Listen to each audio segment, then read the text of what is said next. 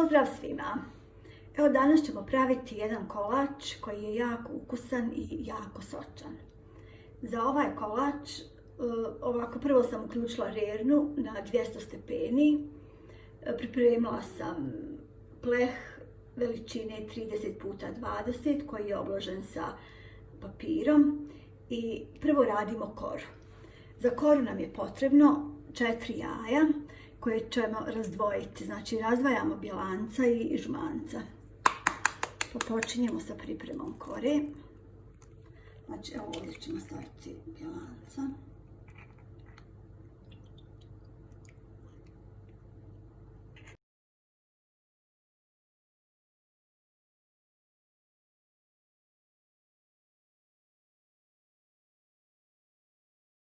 Kad smo odvojili žumanca i bjelanca malo odvajamo sa strane, a u žumanca dodajemo 4 kašike šećera i to ćemo dobro umutiti dok ne postanu bijele. Evo znači stavili smo 4 supene kašike, to sam vam zaboravila reći, znači supene kašike šećera i to sad mutimo.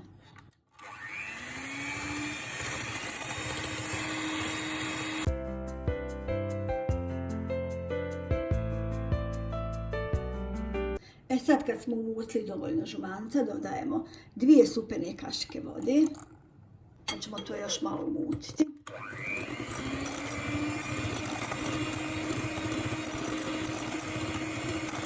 Dodajemo pola decilitra ulja. Ponovo ćemo sve malo umutiti.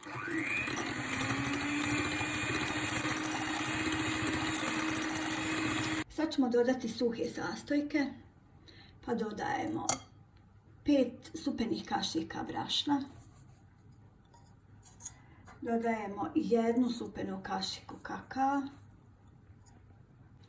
I dodajemo 1 prašak za pecivo. Znači ovo ćemo ovako malo kroz cjediljku da nam ne bi ostale neke grudvice. I onda ćemo ovo ponovo sve umutiti.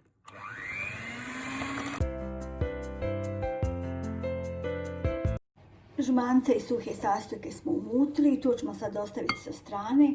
A sad mutimo bjelanca i onda ćemo to sve zajedno spojiti.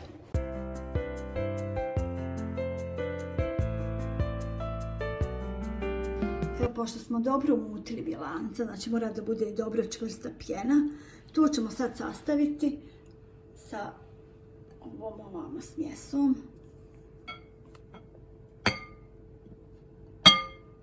I sad ćemo pažljivo ovo sjediniti i staviti u naš pleh.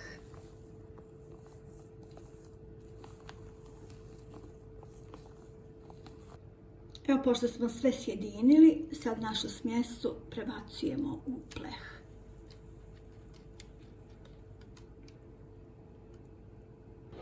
Pleh treba da bude veličine 30x20, a ovu koru ćemo mi popoloviti, što ćete vidjeti u nastavku videa.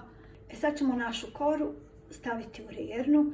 Kao što sam vam napomenula, znači bitno je ugrijati rernu na 200 stepeni i prije nego što stavimo kolač, znači smanjimo na 180.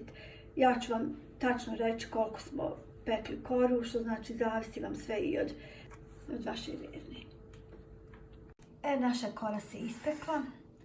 Sad ćemo je izvaditi iz ovog pleha.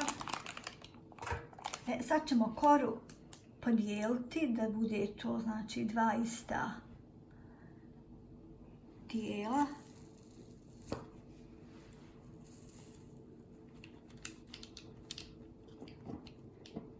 Pošto smo kolač podijelili, sad jedan dio prebacujemo u ovaj pleh i kalup.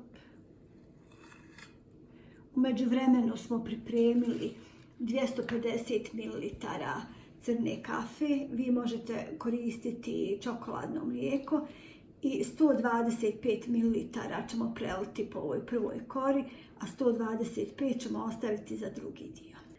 Sad preljevamo prvu koru sa kafom kafa mora da bude hladna. I kad prelijemo, ostavit ćemo na par minuta u frižideru. A u međuvremenu ćemo raditi kremu.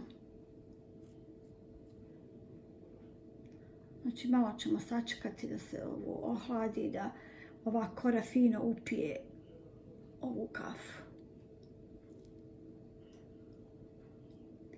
U kafu možete dodati i rum, znači po ukusu možete da dodajete. Kao što sam rekla, možete staviti i čokoladno mlijeko.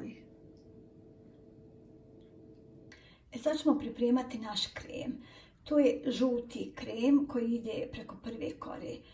Za taj krem potrebno su nam 4 žumanca.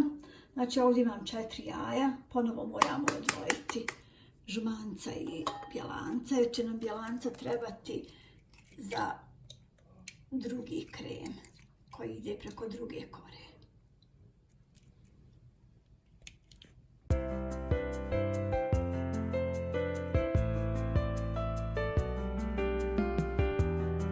Bjelanca ostavljamo na stranu, a uzimamo žumanca i radimo ovu žutu kremu. U žumanca dodajemo 1 supenu kašiku šećera, pa ćemo to fino sve umutiti. Poslije dodajemo 5 supenih kašika brašna koje ćemo malo prosijati. Jel da ne bi ostale neke grudvice.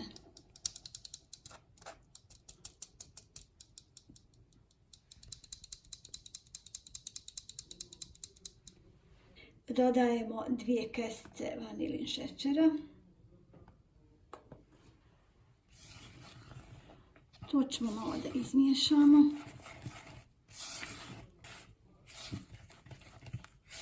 I sad u ovu smjesu nam ide i malo mlijeka. Ukupna količina mlijeka koja nam je potrebna je 300 ml. Sad ovdje ćemo dodati malo, vrlo malo, a ovaj ostatak mlijeka ćemo staviti na šporet koji treba da počne da kuha. I kad mlijeko provri, dodat ćemo u ovu smjesu. Evo ja ću još malo ovo izmiješati i stavit ću mlijeko da se kuha. Evo znači ovaj ostatak mlijeka, nekih 250-260 ml, stavljamo da prokuha.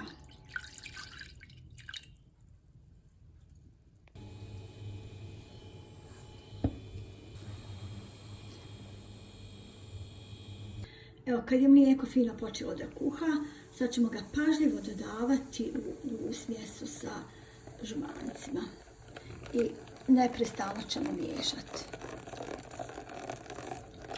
Sad ćemo našu smjesu prebaciti u šerpu i kuhati je par minuta, možda dobijemo fini onaj vanilin krem.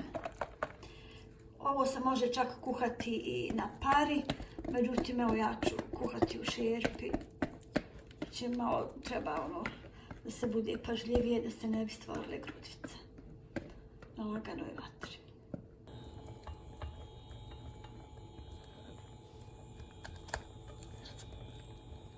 Kremu smo skuhali, prebacit ćemo je ponovo u našu zdjelu. I ja ću je prekriti folijom da se ne bi stvorila ona korica dok se ova krema fino ohladi za dalju upotrebu.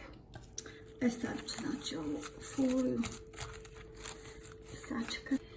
Ovdje imamo sad 100 grama maslaca, vi možete koristiti i margarin. I imamo 3 kašike šećera u prahu.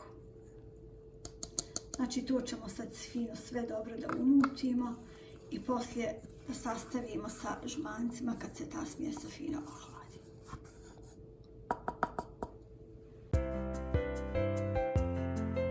Pošto nam se krema ohladila, skinut ćemo foliju.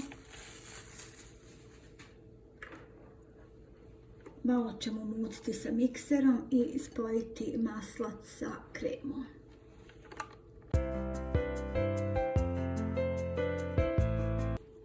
sad ćemo dodati maslac.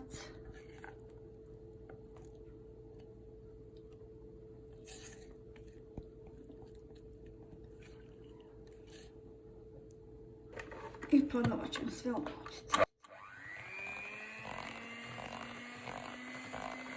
Evo, oba dvije kore su nam se dovoljno ohladile, tako da možemo sad ovu vanilin kremu da stavimo preko korije.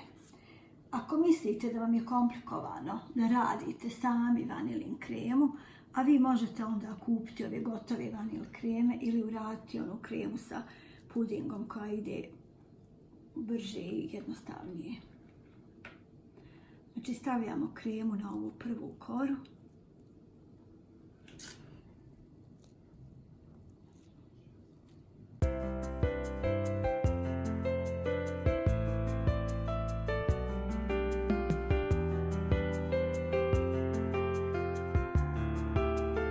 Pošto smo stavili vanilin kremu na prvu koru, sad ćemo da stavimo drugu koru preko. Lagano pritisnuti. I naš sljedeći korak je da radimo bijelu kremu. Za bijeli dio nam je potrebno 4 bjelanca koje ćemo mutiti. A prije toga ćemo uzeti 4 kašike vode, supene kašike i 7 kašika šećera. To ćemo pomiješati i staviti da se kuha. Kad umutimo bjelanca, onako jednu finu pjenu, onda ćemo ovaj ukuhani šećer, sirup dodavati postepeno i nastaviti mutiti. To ćete uglavnom vidjeti u nastavku videa. A sad ovu šećer i vodu stavljamo da se kuha. Mutit ćemo bjelanca u čvrstu pjenu.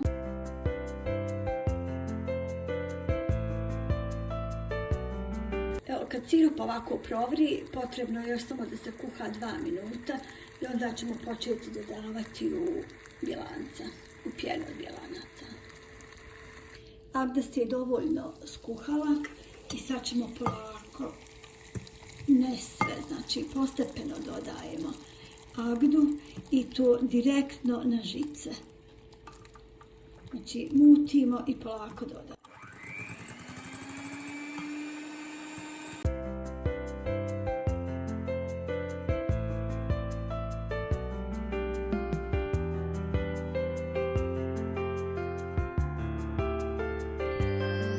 Bijela krema je dobro umučena i sad ćemo kremu da stavljamo po ovoj drugoj kori. Rasporediti ravnomjerno. Poslije toga ostaviti još malo u frižider dok pripremimo čokoladu za preliv.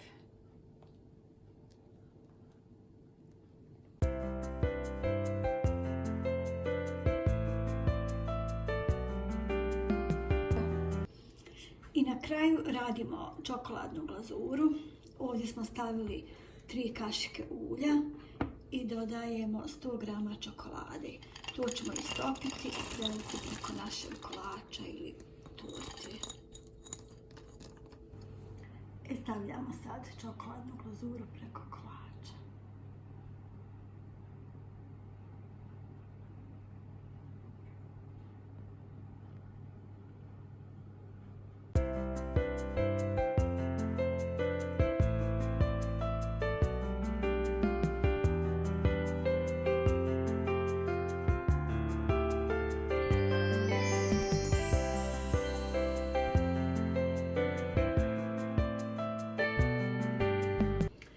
Kao što vidite, kolač je gotov. Malo je više zahtjevan, međutim isplati se napraviti. Evo, kao što vidite, slojevit je, kore su jako sočne i ako se odlučite da ga napravite, kad ga probate, sigurno ću vas podsjetiti na neke od kolača iz slastičarne. Hvala vam na gledanju i lijep pozdrav do sljedećeg videa.